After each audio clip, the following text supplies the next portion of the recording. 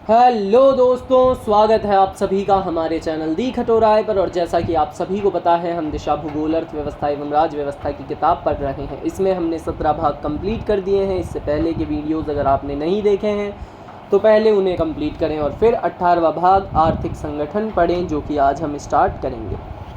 निम्न में से कौन सी संस्था राजस्थान के औद्योगिक विकास को गति देने वाली शीर्ष संस्था है? उत्तर होगा दूसरा, रीको।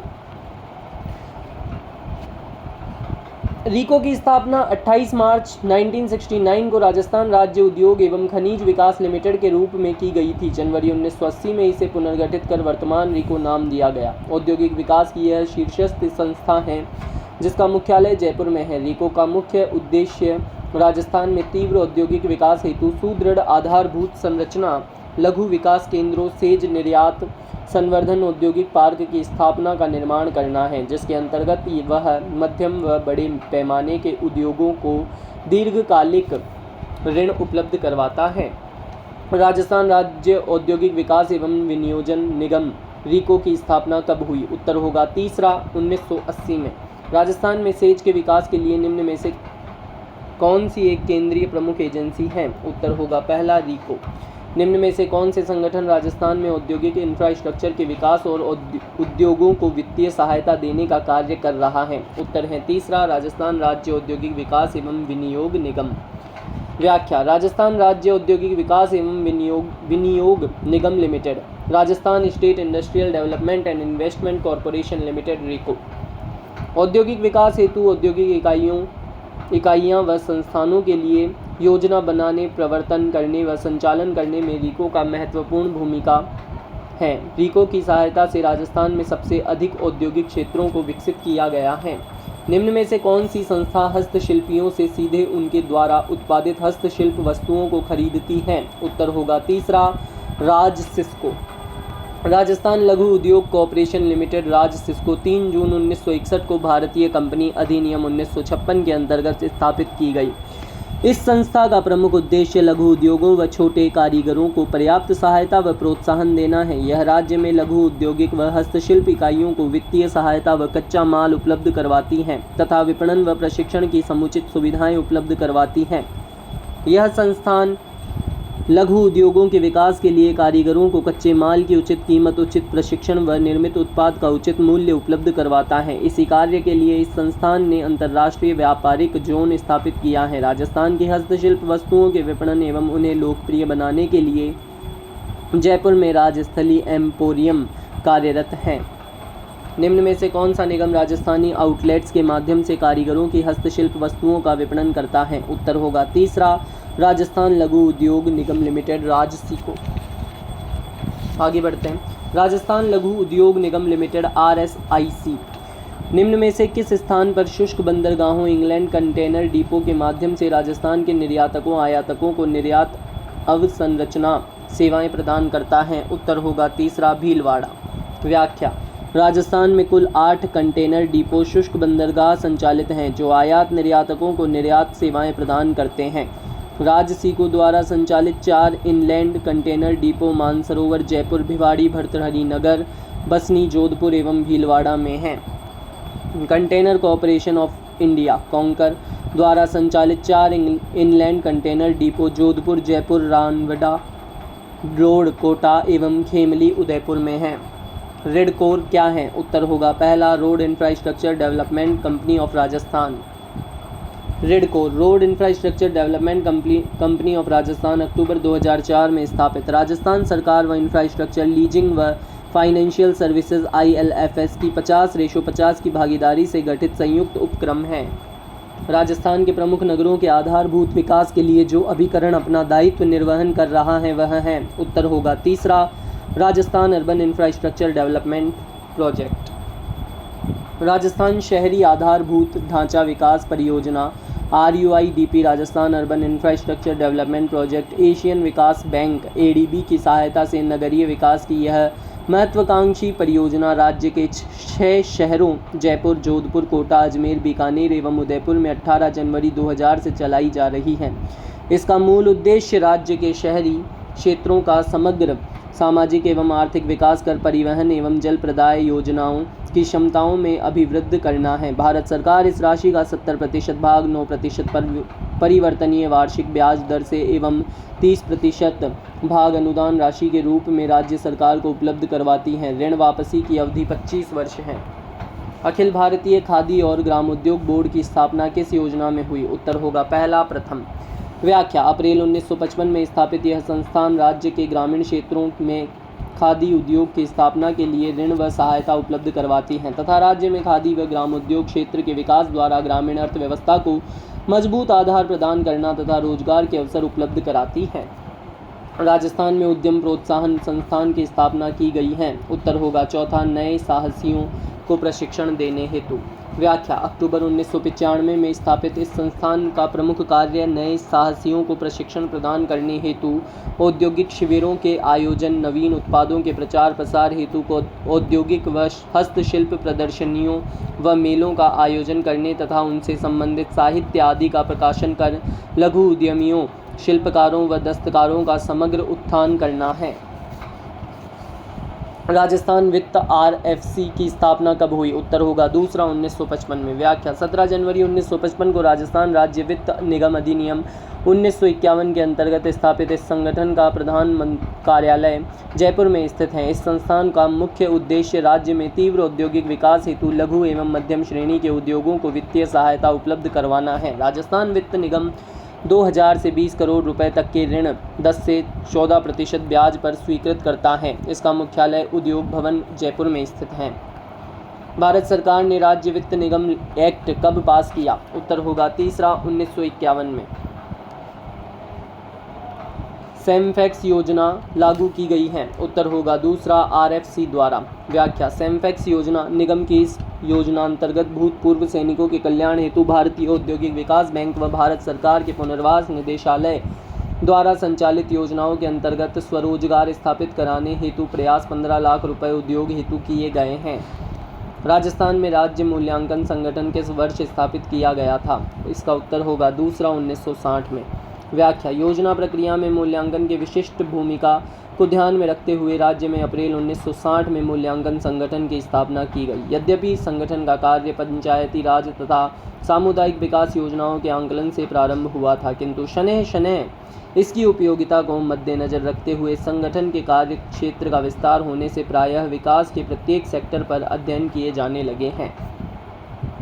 ग्रामीण गैर कृषि विकास एजेंसी की स्थापना राजस्थान सरकार द्वारा नवंबर 1995 में की गई थी। इसका उद्देश्य क्या है? उत्तर होगा पहला, शिल्पकार परिवारों हेतु स्वरोजगार को बढ़ावा देना। व्याख्या: रूडा की स्थापना 1995 में ग्रामीण क्षेत्रों में गैर कृषि आजीविका के साधनों का विकास करने हेतु की गई। रूडा लघु उद्यमों के क्लस्टर के विकास द्वारा ग्रामीण क्षेत्रों में स्थायी आजीविका के साधन विकसित करने के लिए कार्य करती हैं। ग्रामीण गैर कृषि विकास अभिकरण रूडा द्वारा ग्रामीण गैर कृषि क्षेत्र में रोजगार के आधिकारिक अवसर उपलब्ध कराने, ग्रामीण दस्तकारों के जीवन स्तर में सुधार करने, उन्हें बाजार एवं आधुनिक तकनीकी उपलब्ध कराने हेतु सतत प्रयास किए जा रहे हैं। वर्तमान में यह अभिकरण उन हथकरघा और हस्तशिल्प, चर्म एवं लघु खनिज, स्टोन, सिरेमिक, पॉटरी उद्योग में कार्यरत दस्तकारों के विकास हेतु लघु उद्यमों को विकसित करने का कार्य कर रही है। कृषि एवं ग्रामीण विकास कार्यक्रमों की सभी प्रकार की साख आवश्यकताओं की पूर्ति करने वाली एकमात्र संस्था कौन सी है? उत्तर होगा दूसरा, नाबार्ड। व्याख्या: कृषि एवं ग्रामीण विकास क्रियाओं की सभी प्रकार की साख आवश्यकताओं की पूर्ति करने हेतु 1982 में मुंबई में नाबार्ड राष्ट्रीय कृषि एवं ग्रामीण विकास बैंक का गठन किया गया था। इस वक्त जो प्रधानमंत्री थी वो इंदिरा गांधी थी। राष्ट्रीय कृषि और ग्रामीण विकास बैंक नाबार्ड की स्थापना की गई। उत्तर होगा दूसरा, 1982 में। कब की गई? 1982 में की गई।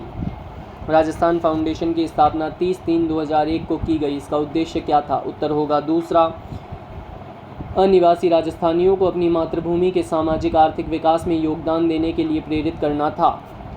व्याख्या: राजस्थान फाउंडेशन प्रवासी राजस्थानियों को प्रदेश के विकास में भागीदारी बढ़ाने हेतु प्रोत्साहित करने के उद्देश्य से राजस्थान सोसाइटी एक्ट 1958 के अधीन पंजीकृत कर 30 मार्च 2001 को इस संस्थान की स्थापना की गई। निम्न में से रॉयल राजस्थान फाउंडेशन का विजन कथन क्या है? उत्तर होगा पहला, औरत है तो भारत है। राजस्थान राज्य हस्तकरघा विकास निगम किस वर्ष में संविधित हुआ था? उत्तर होगा पहला 1984 में। व्याख्या, राजस्थान राज्य हस्तकरघा विकास निगम लिमिटेड की स्थापना 3 मार्च 1984 को हुई। ज्ञातव्य है कि जून 2023 को मुख्यमंत्री ने जोधपुर में हस्तशिल्प एवं हथकरघा निदेशालय खोले जाने के प्रस्ताव को मंजूरी दी। राजस्थान में भारतीय हथकरघा प्रौद्योगिकी संस्थान की स्थापना कहाँ की गई है? उत्तर होगा चौथा, जोधपुर में। राजस्थान राज्य खाद्य एवं नागरिक आपूर्ति निगम की स्थापना किस वर्ष में हुई थी? उत्तर होगा पहला 2010 में। राजस्थान में निवेश प्रस्तावों को सुविधाजनक बनाने हेतु निम्नलिखित में से कौन उत्तरदायी है? उत्तर होगा पहला, निवेश संवर्धन ब्यूरो। व्याख्या, निवेश प्रोत्साहन बोर्ड BIP BD भंग अब निवेश प्रोत्साहन बोर्ड BIP BD को राज्य सरकार ने भंग कर दिया। इसकी जगह अब मुख्यमंत्री की अध्यक्षता में राजस्थान निवेश प्रोत्साहन ब्यूरो RIP का फरवरी 1991 में गठन किया गया है। इसकी स्थापना राज्य को विनियोजन की दृष्टि से आकर्षक बनाने, मध्यम एवं बृहद श्रेणी के निवेशकों व प्रवासी भारतीयों को विनियोजन संबंधित समस्त जानकारी सुलभ कराने एवं निवेशकों की समस्याओं का त्वरित समाधान करने के उद्देश्य से की गई। राजस्थान के निवेश प्रोत्साहन ब्यूरो अध्यक्ष हैं? उत्तर होगा दूसरा, राजस्थान के मुख्यमंत्री। कौन सा कथन सही नहीं है? उत्तर होगा दूसरा, ब्यूरो ऑफ इन्वेस्टमेंट प्रमोशन लघु उद्योगों के प्रोत्साहन के लिए एक एजेंसी है। ये कथन गलत है। व्याख्या, bureau of investment promotion BIP राज्य में दिल्ली मुंबई औद्योगिक कॉरिडोर परियोजना हेतु BIP नोडल एजेंसी है। राजस्थान सरकार ने उद्योग विभाग का नया नाम बदलकर रख दिया है। उत्तर होगा चौथा, उद्योग एवं वाणिज्य विभाग। और कब रखा गया? 27 मार्च 2021 से नया नाम रखा गया। निम्नांकित में से कौन से नगर समाज संगठन कोविड महामारी के दौरान प्रवासी श्रमिकों को सेवाएं, समर्थन और सुरक्षा प्रदान करने के लिए चर्चा में आया? उत्तर होगा पहला, आजीविका ब्यूरो। राजस्थान के सार्वजनिक उपक्रम ब्यूरो का कौन सा कार्य नहीं है? उत्तर होगा पहला, राजस्थान में निजी उपक्रमों को दिशा निर्देश देना। व्याख्या, सार्वजनिक उपक्रमों का ब्यूरो ऑफ पब्लिक एंटरप्राइजेस। मुख्य सचिव की अध्यक्षता में सितंबर 1984 में स्थापित यह संगठन राजस्थान के सार्वजनिक उपक्रमों की समीक्षा व मूल्यांकन करने, इनके प्रबंध, तकनीकी कर्मचारी संबंधी नीतियों, प्रशिक्षण आदि से संबंधित उपयोगी सुझाव प्रदान करता है। ब्यूरो के प्रमुख कार्य: सभी सार्वजनिक उपक्रमों के कार्यों की समीक्षा कर उनका मूल्यांकन करना, सार्वजनिक उपक्रमों के प्रबंधन एवं तकनीक में सुधार के उपाय सुझाना, विभिन्न उपक्रमों में कर्मचारियों संबंधी नीतियों में समरूपता लाना, कर्मचारियों के प्रशिक्षण, स्टाफ भवन निर्माण आदि सुविधाओं की व्यवस्था करना, सार्वजनिक उपक्रमों के बारे में सूचनाएं एकत्र कर उन्हें प्रसारित करना। 1978 में राजकोन की स्थापना का उद्देश्य उपलब्ध कराना है। उत्तर होगा पहला, लघु उद्यमियों को विपणन, प्रबंधकीय एवं तकनीकी मदद। व्याख्या, राजस्थान कंसल्टेंसी ऑर्गेनाइजेशन लिमिटेड राजकोन। 1978 में स्थापित यह संस्थान राज्य में छोटे व मंझले परियोजना प्रवर्तकों को समग्र रूप से तकनीकी, विपणन, प्रबंधकीय, विकासात्मक व वित्तीय परामर्श सेवाएं प्रदान करता है। राजस्थान में पूर्व गठित मुख्यमंत्री राजस्थान आर्थिक सुधार सलाहकार परिषद के स्थान पर किस इंस्टीट्यूट या काउंसिल का गठन किया गया है? उत्तर होगा दूसरा, Rajasthan institute for transformation and innovation. व्याख्या, पूर्व में गठित मुख्यमंत्री राजस्थान आर्थिक सुधार सलाहकार परिषद के स्थान पर 13 मार्च 2024 को गठित Rajasthan institute for transformation and innovation के अध्यक्ष मुख्यमंत्री होंगे। इसका उद्देश्य विकसित राजस्थान 2047 की योजना तैयार कर आम लोगों के जीवन स्तर में सुधार के लिए तंत्र विकसित करना, राज्य के विकास के लिए राज्य के संसाधनों का सर्वोत्तम उपयोग करने के लिए नीति तैयार कर सुझाव देना तथा देश विदेश में सफल नीतियों का अध्ययन कर राज्य में लागू करने का सुझाव देना है। राजस्थान के आर्थिक वित्तीय परिदृश्य में सुधार के लिए थिंक टैंक के रूप में कार्य करने हेतु राजस्थान में निम्न में से कौन सी परिषद समिति का गठन किया गया है? उत्तर होगा तीसरा, मुख्यमंत्री राजस्थान आर्थिक सुधार सलाहकार परिषद। राजस्थान परिवर्तन एवं नवाचार संस्थान रीति की स्थापना किस वर्ष में हुई थी? उत्तर होगा चौथा, 2024 में। कौन सा राजस्थान परिवर्तन एवं नवाचार संस्थान रीति का उद्देश्य नहीं है? उत्तर होगा चौथा, IT के क्षेत्र में छात्रों को प्रशिक्षण प्रदान करना। मुख्यमंत्री राजस्थान आर्थिक सुधार सलाहकार परिषद CMRETAC के स्थान पर निम्नलिखित में से किसका गठन किया गया है? उत्तर होगा दूसरा, Rajasthan institute for transformation and innovation रीति का। विकसित राजस्थान 2047 दस्तावेज को तैयार किया गया है? उत्तर होगा तीसरा, Rajasthan institute for transformation and innovation और नीति आयोग द्वारा। मारवाड़ क्षेत्रीय जनजाति विकास बोर्ड का मुख्यालय स्थापित किया जाना प्रस्तावित है? उत्तर होगा पहला, जोधपुर में। NBCC द्वारा रीको के साथ जयपुर में कौन सी नई बड़ी अवसंरचना परियोजना निर्मित की जाएगी? उत्तर है चौथा, राजस्थान मंडपम कन्वेंशन सेंटर। व्याख्या: राजस्थान मंडपम कन्वेंशन सेंटर को रीको और NBCC national buildings construction corporation द्वारा जयपुर में सम्मेलन एवं प्रदर्शनी केंद्र के रूप में बनाया जा रहा है। Rajasthan real estate regulatory authority का गठन किस वर्ष में किया गया? उत्तर होगा चौथा, 2019। व्याख्या: Rajasthan real estate regulatory authority RERA इस अधिनियम और नियमों के अंतर्गत आवंटियों, प्रमोटरों और रियल एस्टेट एजेंटों के हितों की रक्षा करते हुए एक स्वस्थ, पारदर्शी, कुशल और प्रतिस्पर्धी रियल एस्टेट सेक्टर के विकास और संवर्धन हेतु राजस्थान सरकार द्वारा 6 मार्च 2019 को Rajasthan real estate regulatory authority RERA एवं रियल एस्टेट अपीलेट ट्रिब्यूनल का गठन किया गया है। राजस्थान सरकार के किस विभाग में सार्वजनिक निजी सहभागिता परियोजनाओं में राज्य सरकार के प्रयासों के साथ समन्वय के लिए नोडल एजेंसी के रूप में सार्वजनिक निजी सहभागिता सेल का गठन किया गया है? उत्तर होगा पहला, आयोजना विभाग। व्याख्या: राज्य में सतत विकास गोल्स के प्रभावी क्रियान्वयन हेतु आयोजना विभाग को नोडल विभाग घोषित किया गया है। मुख्य सचिव राजस्थान सरकार की अध्यक्षता में एक राज्य स्तरीय क्रियान्वयन एवं मॉनिटरिंग समिति संस्थापित है। वर्ष 2007-08 में आयोजना विभाग के अंतर्गत PPP प्रकोष्ठ का सृजन किया गया, जो कि सार्वजनिक निजी सहभागिता परियोजनाओं में राज्य सरकार के प्रयासों के साथ समन्वय के लिए नोडल एजेंसी है।